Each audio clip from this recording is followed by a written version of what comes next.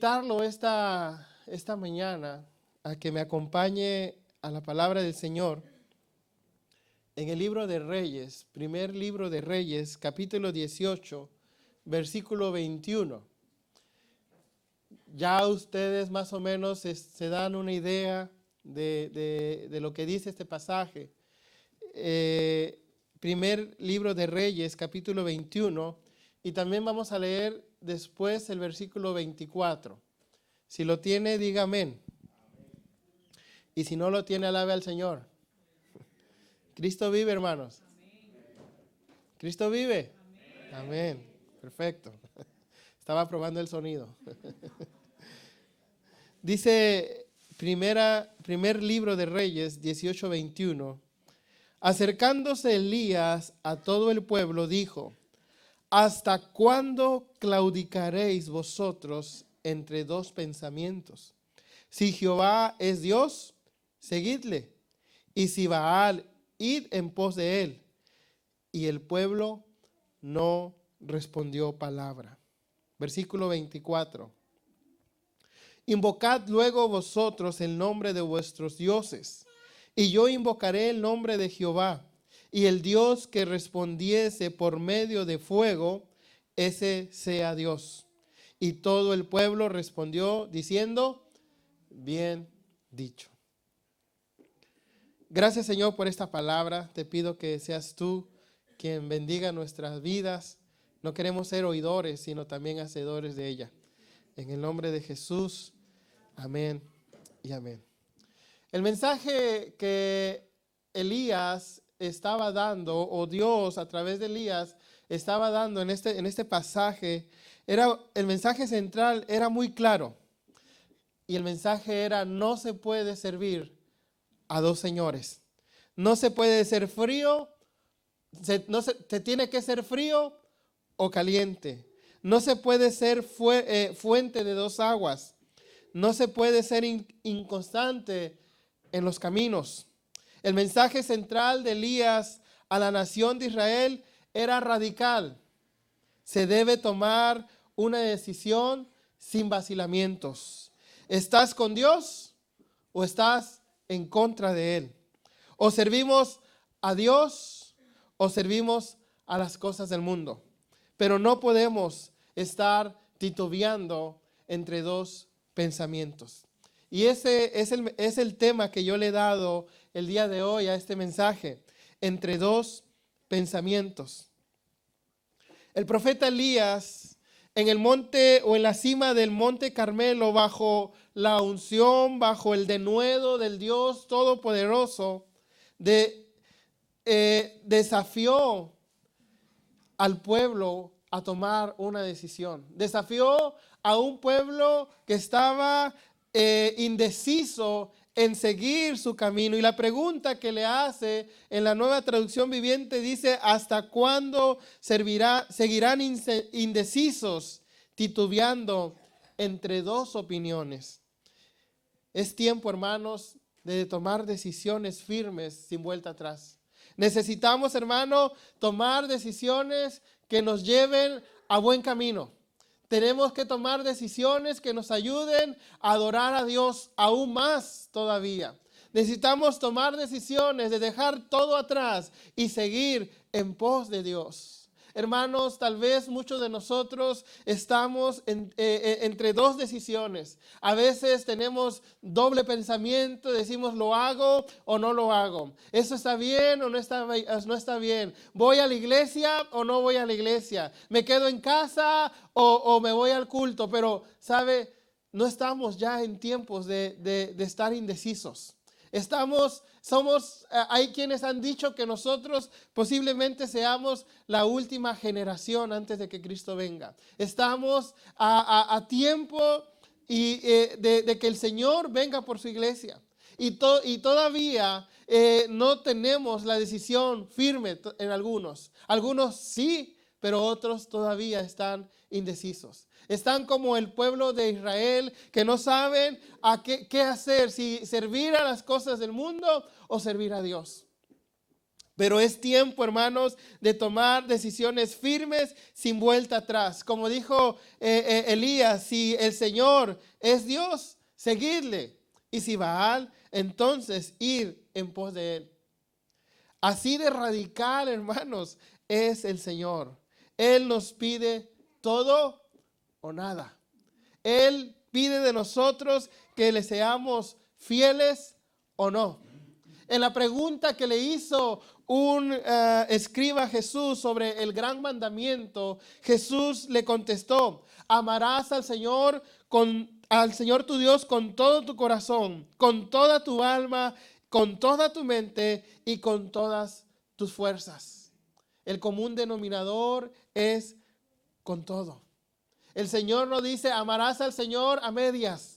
Amarás al Señor con medio pensar, con medio corazón. No, Él dice amarás al Señor tu Dios con todas tus fuerzas, con toda tu mente, con todo tu corazón, con toda tu alma. El Señor demanda de nosotros, hermano, que le adoremos con todo lo que somos. Él nos pide que tomemos decisiones incluso hasta radicales. En su mensaje a la iglesia de la Odisea, el Señor señala el doble pensamiento de esta iglesia, señala la tibieza del corazón de esta iglesia. Y el Señor les dice: yo conozco tus obras, que ni eres frío ni caliente. Y luego le dice: ojalá fueses frío o caliente, pero por cuanto eres tibio, ni frío ni caliente, te vomitaré de mi boca. Él nos pide que nuestros pensamientos sean totalmente para Él. Si yo le preguntara esta mañana en qué está pensando, tal vez algunos están pensando en qué voy a comer después de salir de la iglesia. Tal vez otros están pensando a dónde me iré por la tarde o qué película veré en la noche. Pero su pensamiento, hermano, por lo menos ahora, tiene que estar en el Señor. Su pensamiento, nuestro pensamiento tiene que estar en el Señor. Quien no tiene una fe firme es una persona que duda.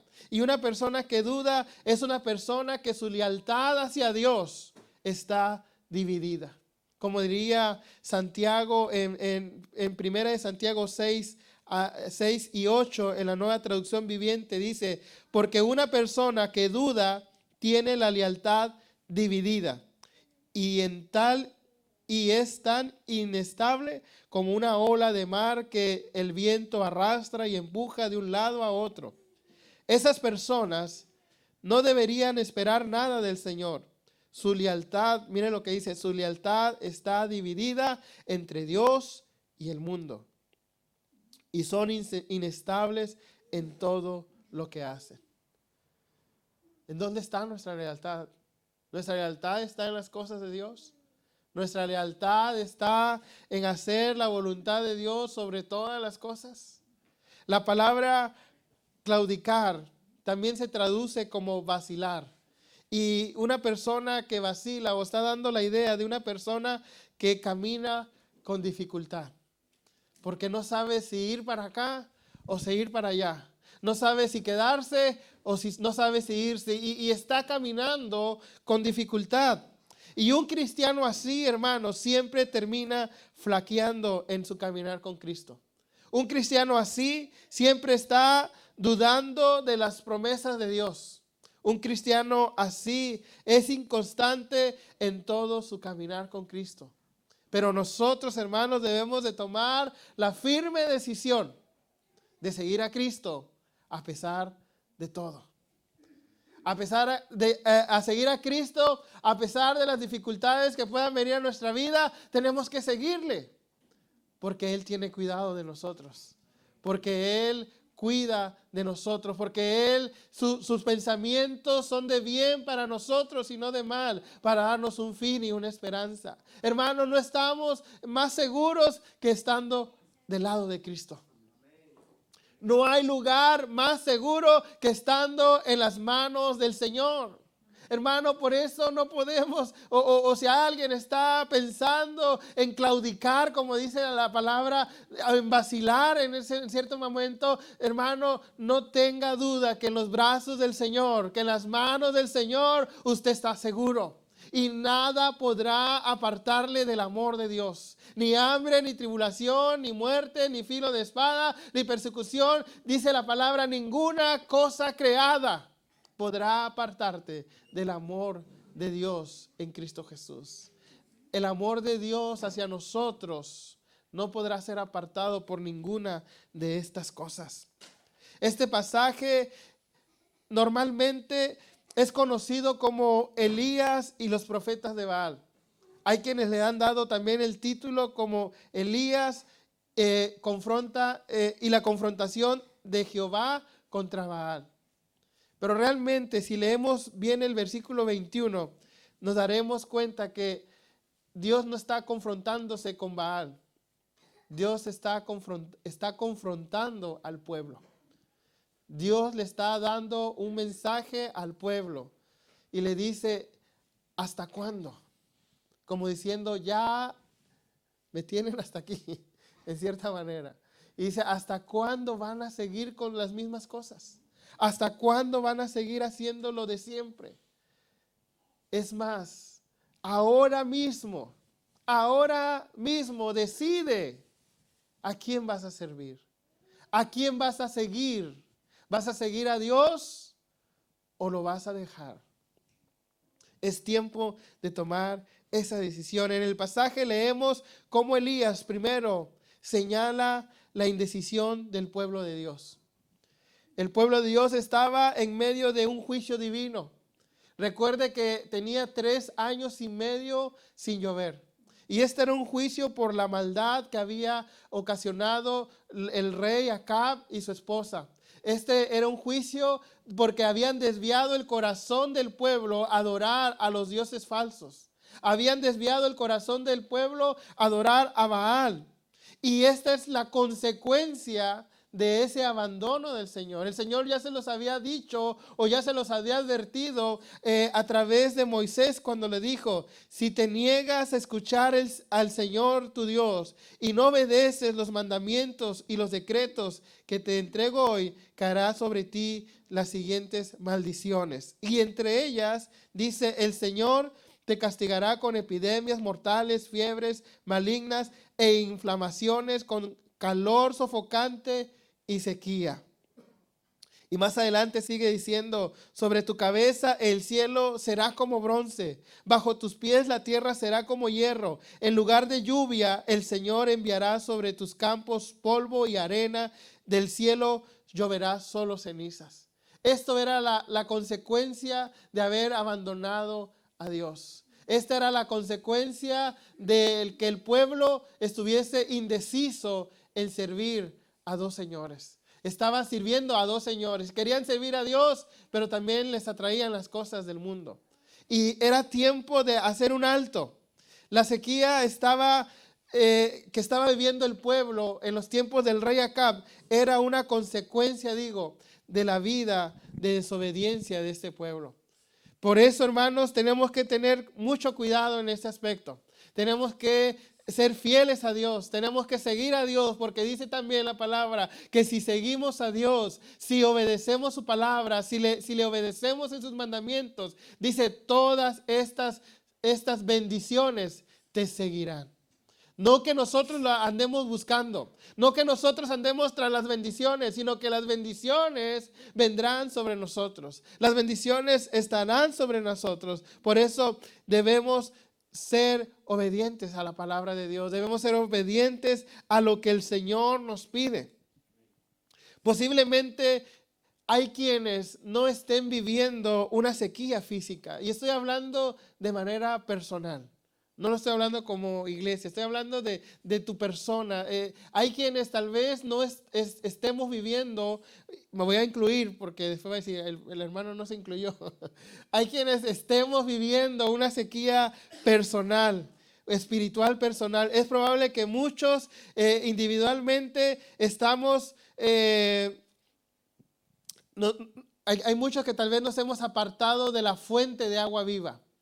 Hay muchos que tal vez han cavado cisternas rotas que no retienen el agua.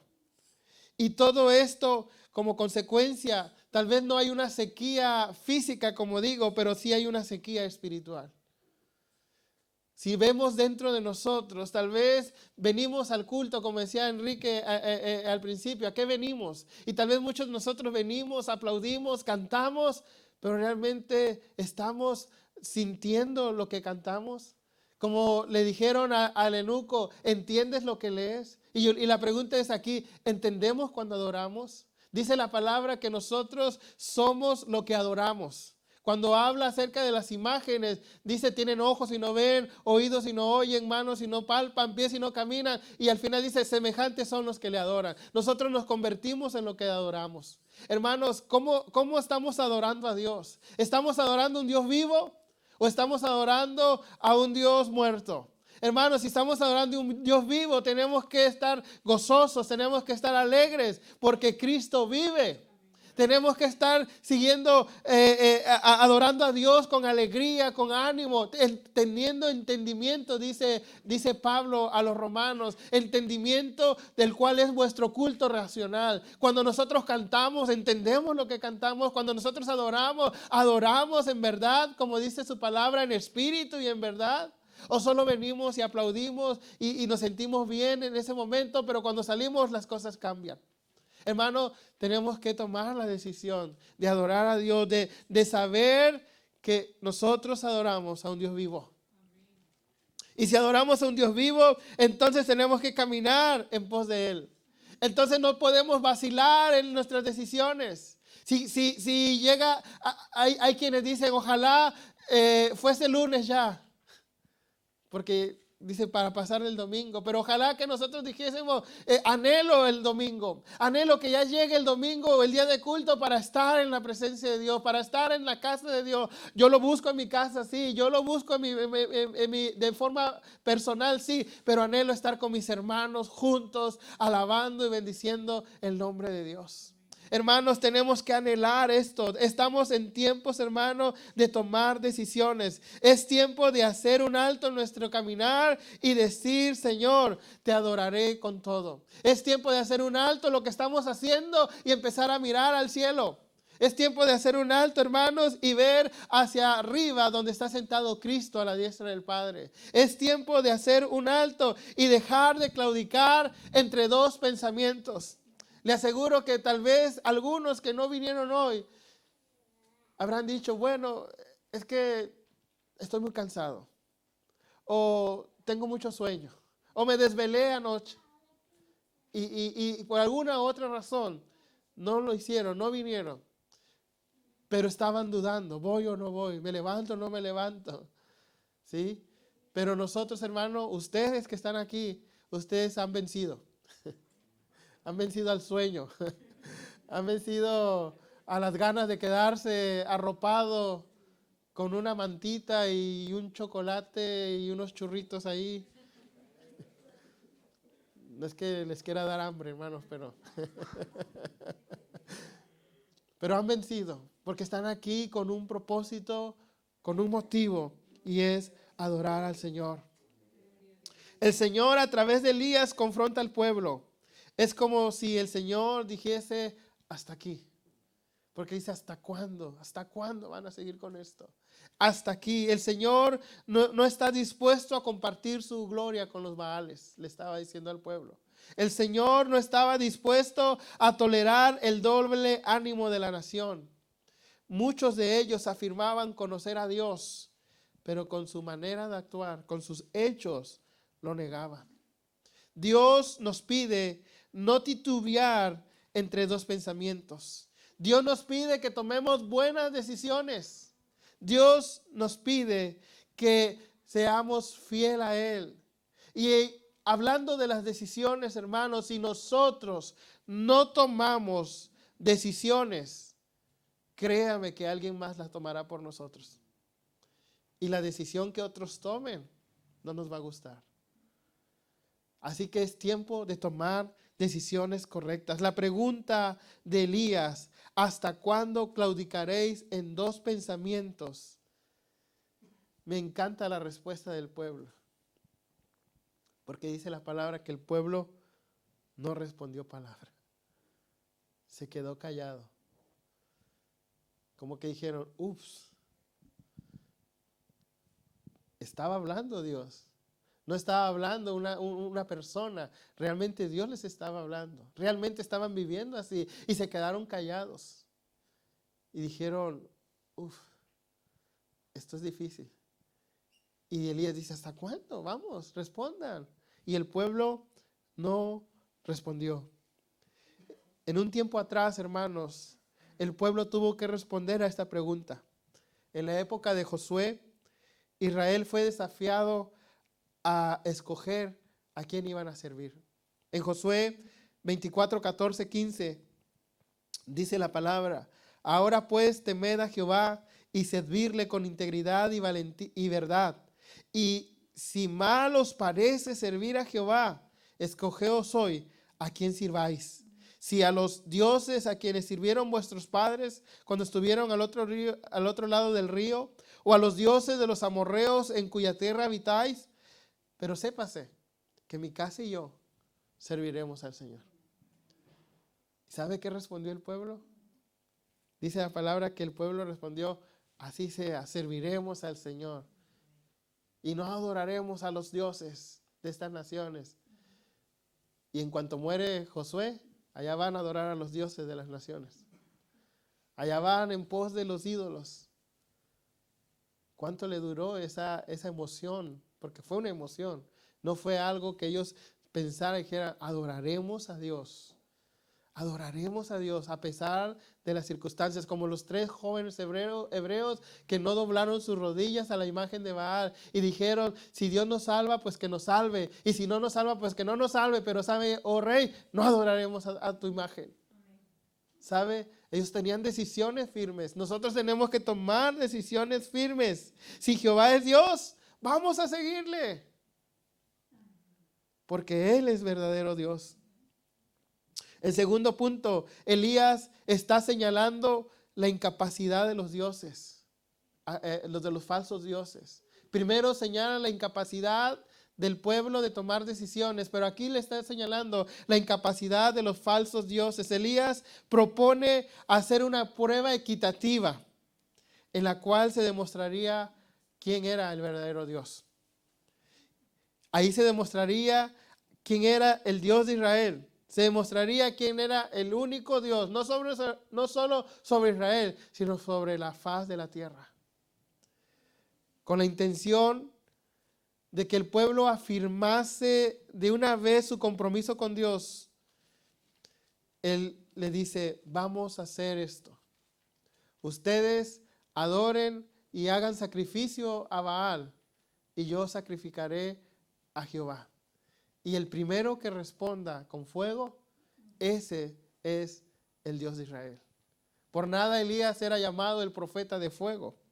Elías dio a los profetas de Baal ventaja ante todo. ¿Por qué? Porque primero les permitió escoger el mejor becerro. Les dejó estar en el monte más cercano a los centros de adoración de Baal, para que Baal tuviese toda la ventaja en responder. Y no solamente eso, sino que les permitió hacer sus rituales hasta el mediodía. Para el judío hasta el día completo. Hasta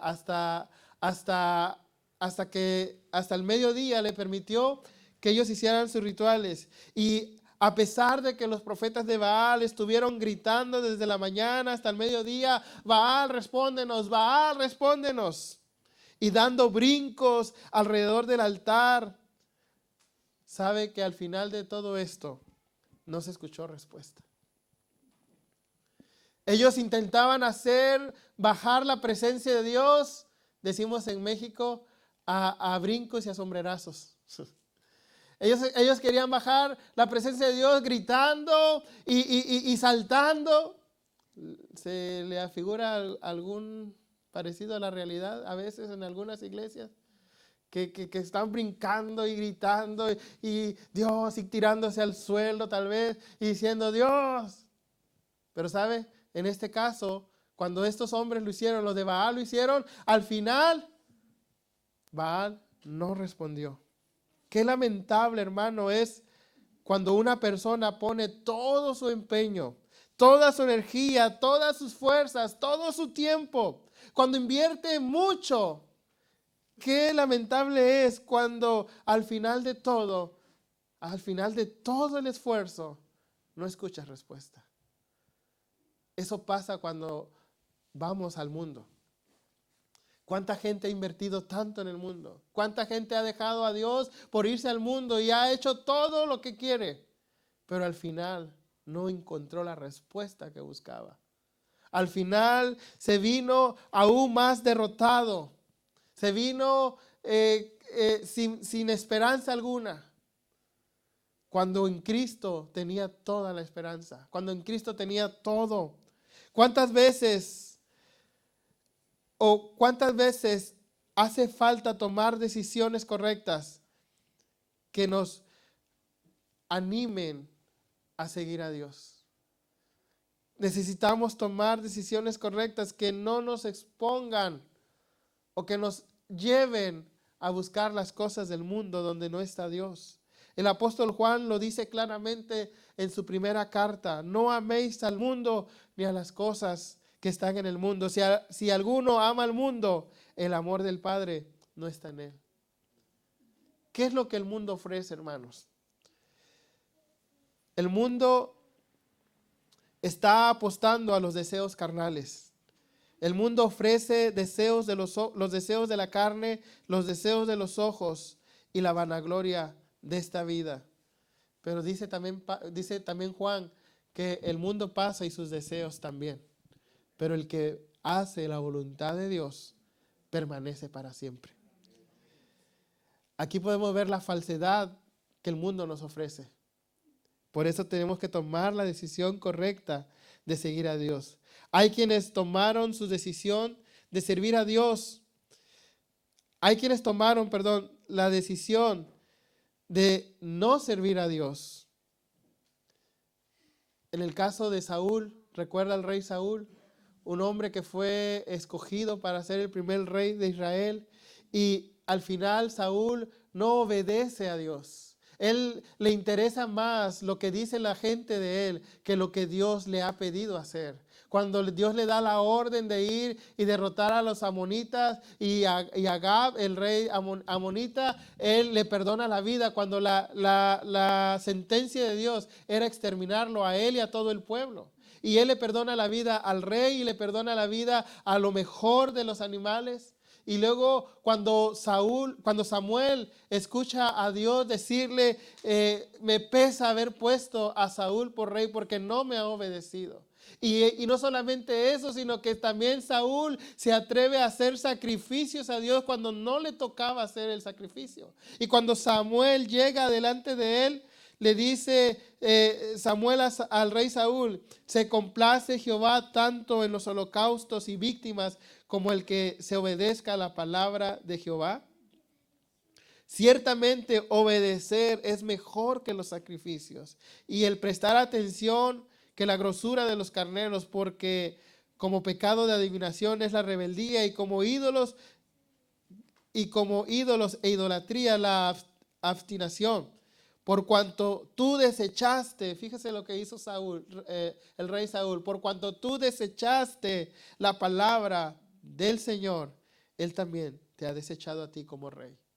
Hermanos, Saúl había puesto en balance las cosas de Dios y las cosas del mundo, y él prefirió las cosas del mundo. Desechó a Dios, y por cuanto desechó a Dios, también Dios lo desechó a él.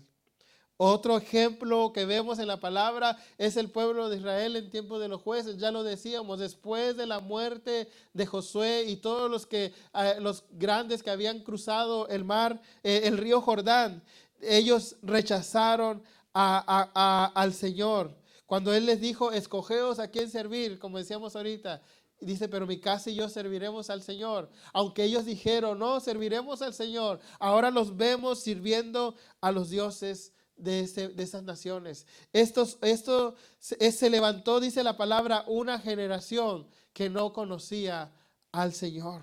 No conocía ni al Señor ni lo que Dios había hecho en ellos. Se levantó una generación que hizo lo malo ante los ojos del Señor. Se levantó una generación que sirvió a los Baales. Dejaron a los dioses, al Dios de sus padres. Se fueron en pos de los dioses falsos. Adoraron a falsos dioses, provocando así el enojo del Dios verdadero. Y por cuanto desecharon al Dios verdadero, entonces el Señor también los desechó a ellos. Dice la palabra que cuando ellos salían a la guerra y cuando Israel salía en ese tiempo a la guerra, eran derrotados porque el Señor peleaba contra Israel. ¿Sabe qué? El pueblo estaba peleando contra Dios. El pueblo se vio peleando contra Dios. Y usted sabe qué pasa cuando se pelea contra Dios. Si Dios es con nosotros, dice la palabra, ¿quién contra nosotros? Y si alguien pelea contra Dios, es derrota segura, hermanos. Es mejor pelear al lado de Dios que en contra. Es mejor tener a Dios de nuestro lado que en contra de nuestro lado. El pueblo el pueblo fue hallado peleando en contra de Dios. El pueblo fue hallado luchando contra él. Elías le dijo al pueblo, el Dios que respondiese por medio de fuego, ese será Dios. Si debemos invertir tiempo, que sea en las cosas de Dios. Si debemos invertir tiempo y esfuerzo, que sea sirviendo a Dios. Si debemos invertir nuestras energías, que sea adorando al Dios verdadero, aquel que responde, aquel que escucha nuestras plegarias, aquel que tiene su oído listo para escuchar lo que nosotros le decimos. Y no solamente eso, sino aquel que nos dice, todo lo que pidieres al Padre en mi nombre, el Señor te lo dará. Hermanos, tengamos en balance eso. En este momento Elías estaba probando la falsedad de estos dioses. Nosotros debemos probar también la falsedad del mundo, porque el mundo no ofrece nada bueno. Nada bueno. Y por último, tenía 10 puntos, pero la corté. Por último, Elías señala el poder del único Dios. Primero señaló la indecisión del pueblo. Después señaló la incapacidad o la falsedad de los falsos, la falsedad de los dioses de Baal. Pero ahora señala el poder del único Dios. Elías le dice en el versículo 24, invocad luego vosotros el nombre de vuestros dioses, y yo invocaré el nombre de Jehová el nombre de Jehová, el Dios que respondiese por medio de fuego, ese sea Dios. Y todo el pueblo dijo, bien dicho. Ahora sí el pueblo decía, sí, ahora sí, vamos esas palabras estuvieron muy bien. Antes de que el poder de Dios se manifieste o se manifestara al pueblo de Israel con fuego, Elías tenía que hacer algo. Y era algo muy importante, porque sin eso no hubiese sido posible. Dice la palabra que Elías restauró el altar del Señor. El altar del Señor había sido destruido porque habían levantado altares para los Baales. Habían levantado altares dice la palabra que eran 450 profetas de Baal, pero también habían 400 profetas de Acera. ¿Sí? Habían levantado altares a Baal, Acera, Astarot. Habían levantado altares a estos falsos dioses, pero el altar que había sido levantado para el Señor estaba destruido. Necesitaba ser restaurado. Por eso Elías, antes de todo, cuando los Baales, los sacerdotes de Baal hicieron todo lo que tenían que hacer, invocaron a sus dioses, se cortaban, dice que se sajaban, se derramaban sangre y hasta no más poder. Pero Baal no respondió. Pero ahora, antes de todo, Elías restaura un altar que ya no estaba. Yo le pregunto, hermano, ¿cómo está el altar que tenemos ante Dios? ¿Cómo está nuestro altar personal? ¿Cómo está nuestro altar en la vida, en la familia, en la iglesia? ¿Cómo está nuestro altar donde adoramos a Dios? ¿Tenemos que restaurarlo? ¿Tenemos que hacer algo ahí? El altar de Israel estaba arruinado. Dice la palabra en 1 Reyes 18:30. Entonces dijo Elías a todo el pueblo: acercaos a mí, acercaos a mí. Y todo el pueblo se acercó y él arregló el altar de Jehová que estaba arruinado. Acerquémonos a Dios, hermanos. No importa cómo esté tu altar. Tal vez tú digas, bueno, mi altar está muy bien. No importa. Tal vez tu altar le falten piezas o esté arruinado. No importa. Acercaos a mí, dice el Señor. Venid a mí, dice el Señor. Acércate a Él. Él arreglará ese altar. Él pondrá un altar firme. Qué importante es que nuestro altar al Señor esté preparado para cuando Él se manifieste. Es que yo quiero que Dios me bendiga. Es que yo quiero que Dios me toque. Es que yo quiero sentir su presencia. ¿Cómo está tu altar? ¿Está listo para eso? Porque si tu altar no está listo, no vas a sentir la presencia de Dios. El pastor, es que yo no siento la presencia de Dios. En 1985 lo sentí por primera vez y ya no lo he sentido. Los históricos. ¿Será que tu altar está arruinado? Hay que restaurarlo. Después, qué importante es que nuestro altar esté dedicado al Señor. Porque podemos levantar un altar. El pueblo de Israel levantó altares en los lugares altos, pero no a Dios. No para Dios. Lo dedicó para sus dioses, para ellos mismos, para su ego, para su idolatría misma. Pero qué importante es cuando nosotros levantamos el altar correcto. El altar que es en nombre del Señor. Si nuestro altar está dedicado al Señor, nada ni nadie podrá apagar el fuego que vendrá. Nada ni nadie podrá apagar la manifestación que vendrá sobre cada uno de nosotros si el altar está dedicado a Dios.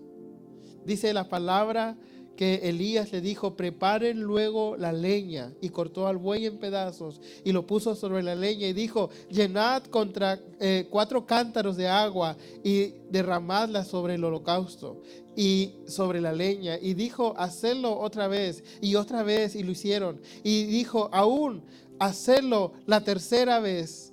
Y lo hicieron la tercera vez, de manera que el agua corría alrededor del altar y también se había llenado de agua la zanja. Humanamente, esto no podía encender, ni con las pastillitas esas, no encendía. ¿Sabe por qué? Porque Dios quería decirle al pueblo: no importa lo que tú hagas, tú no vas a poder encender ese altar.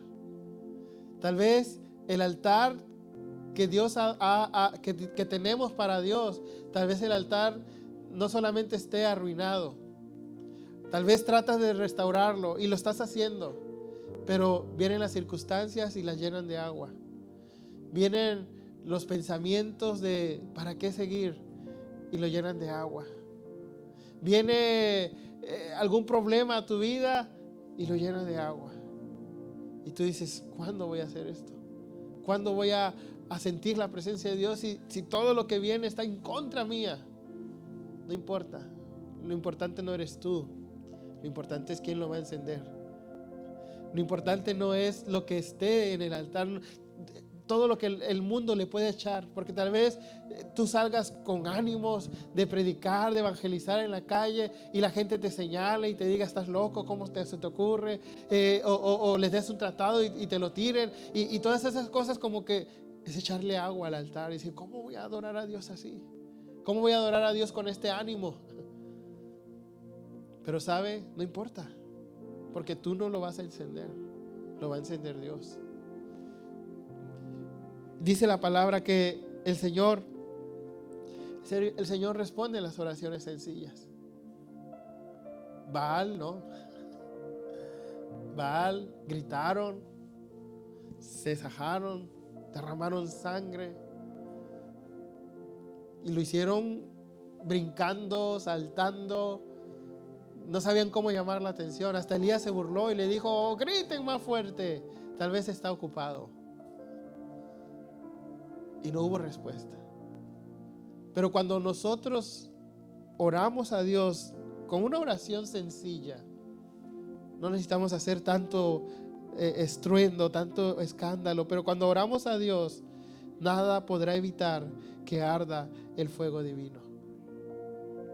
Cuando lo hacemos de manera práctica, sencilla: Señor, reconozco que te necesito. Reconozco que no he sido lo que tú me has pedido, pero aquí estoy.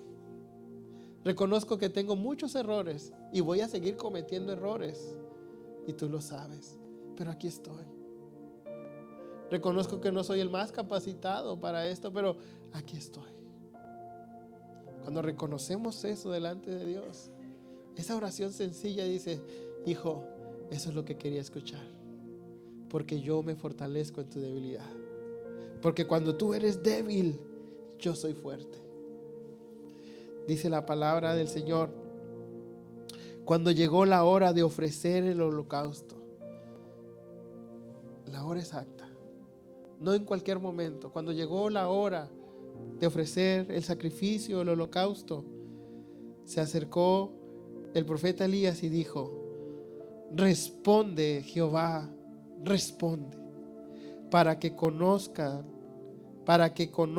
este pueblo que tú, oh Jehová, eres el Dios, y que tú vuelves a ti el corazón de ellos. Entonces, mire qué oración tan sencilla. Entonces cayó fuego de Jehová y consumió el holocausto, la leña, las piedras, el polvo, y aún lamió el agua que estaba en la zanja. Y ese holocausto ardió. No tuvieron que gritar, no tuvieron que decir: oh Señor, manda fuego. Solo decir: Señor, así es mi condición, pero la reconozco delante de ti. Solo te pido que respondas. Respóndeme, Señor. Y el Señor ya empezaba a abrir el cielo, mandando el fuego. Y el fuego se encendió. Y los problemas que tú tengas, las dificultades que decíamos que eran esas aguas que le echaban al altar, todo eso, mira, con la presencia de Dios se consume. Todo eso queda atrás. Todo eso queda, como dice Pablo, dejando atrás, prosigo a lo que está por delante. Porque adelante hay victoria, adelante hay recompensa, adelante está la presencia de Dios. Restauremos el altar. Y me encanta lo que dice aquí también, porque dice Elías: para que sepan ellos que tú haces volver el corazón del pueblo a ti. No se apure, no invierta tiempo, esfuerzo en querer convencer a la gente. El Señor lo hará. Él es el que hace volver el corazón del pueblo. Usted solamente haga su parte. Él lo hará lo demás. Y dice que la respuesta o la reacción del pueblo fue esta: viéndolo todo el pueblo, se postraron y dijeron: Jehová es Dios, Jehová es Dios, Jehová es Dios. Ahí el doble ánimo desapareció. Ahí la inconstancia desapareció. Ahí el decir voy o no voy desapareció. Porque reconocieron que Jehová era Dios. Hermanos, debemos reconocer que nuestro Dios es Dios, que nuestro Señor es Dios y que Él merece todo lo mejor. Y vamos a darle todo lo mejor, nuestra adoración. Pero no podemos estar entre dos pensamientos. O le servimos a Dios con todo o no le servimos. ¿Adoramos a Dios con todo o no lo adoramos? Cuando venimos a la iglesia, ¿lo hacemos con la mejor actitud o mejor no venga? Pero hágalo todo para el Señor. Porque el Dios Todopoderoso quiere restaurar ese altar. Y no solamente lo quiere restaurar, quiere arder en ese altar. Por eso Pablo le decía a Timoteo: aviva el fuego del don de Dios. Pero no tanto que Timoteo lo avivara, sino el que lo iba a avivar era Dios. Dios es el que pone el fuego. Dios es el que pone la fuerza ahí. Pero yo pongo el sacrificio. Mi cuerpo es el sacrificio para que Dios arda en él. Presentados como sacrificio vivo, dice Pablo, agradable delante de Dios.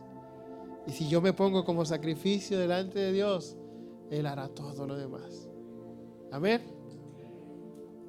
No los estoy regañando, hermanos. Pero lo aplico también para mi vida. Qué importante es que el Señor encienda el fuego. A veces las circunstancias, el desánimo viene a nuestras vidas. A veces hay como que queremos tirar la toalla. Pero si no fuese porque el Señor es el que enciende el altar, tal vez no estuviéramos muchos aquí. Pero no importa cómo esté tu altar, Dios lo va a encender. Dios lo va a encender. ¿Por qué no te pones sobre tus pies esta mañana o tarde ya? Y le dices: Señor, ayúdame a restaurar el altar. Mira mi altar, Señor. Las circunstancias lo han destruido. El mal ánimo lo ha destruido. Señor, mi altar ha sido destruido por la mala gestión que he hecho en mi vida. Pero aquí te lo dejo. Tiene leña, tiene agua, cantidad de agua. Hay quienes dicen que tú nunca lo vas a lograr. Hay quienes dicen que ya no volveré a sentir esa presencia tuya. Pero yo creo que tú puedes hacerlo. Tú puedes hacerlo. Te entrego mi altar. Este altar lo dedico a ti. Está en honor a ti. Enciéndelo, Señor. Y el Dios que respondiese con fuego, este será Dios. ¿Por qué no cierras tus ojos y dejas que el Espíritu Santo encienda tu corazón? Deja que el Espíritu Santo inicie ese fuego en tu corazón. Esa llama que tal vez en algunos se está extinguiendo y en otros ya se ha extinguido. Deja que el Señor encienda tu corazón. Gracias, Dios. Respóndenos, Señor. Respóndenos. Aquí está tu pueblo, tu iglesia, anhelando, Señor, de tu presencia, anhelando de tu fuego, anhelando, Señor, que tú respondas a esos corazones abatidos, a esos corazones afligidos. Señor, restaura, toca, transforma. Anímanos, Señor. Tal vez algunos hemos perdido el ánimo. Tal vez otros, Señor, hemos tirado la toalla. Tal vez otros estamos en dos pensamientos y no sabemos si seguir o dejarlo. Yo no sé el corazón y los pensamientos de mis hermanos, pero tú lo conoces todo. Yo no sé, tal vez aquí hay personas que están esperando claudicar ya. Hay quienes tal vez han venido a este culto solamente a despedirse y decir, es el último culto que voy y ya no vuelvo. Pero déjame decirte esta tarde, el Señor quiere encender el altar. El Señor quiere encender el altar que hay en tu corazón. El Señor quiere derramar fuego divino.